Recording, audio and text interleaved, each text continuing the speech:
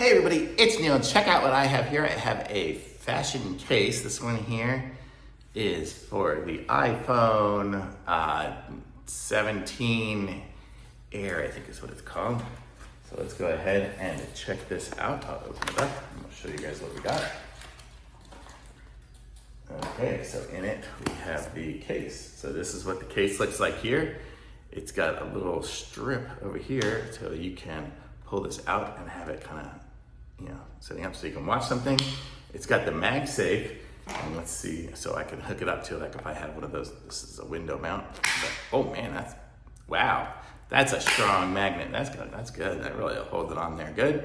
So we definitely have that. And then you can see you've got the holes there for the cameras and everything. And, ooh, man, that's good. Okay, and then we've got the button places on the side. We have the one there for the camera slider.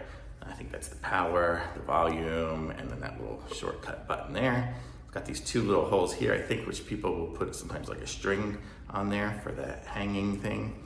Definitely got the port and the mic and the speakers. So it's got everything you need. It's a nice looking case for sure. So if you do need a case for your iPhone, this is golden. Thumbs up, very nice.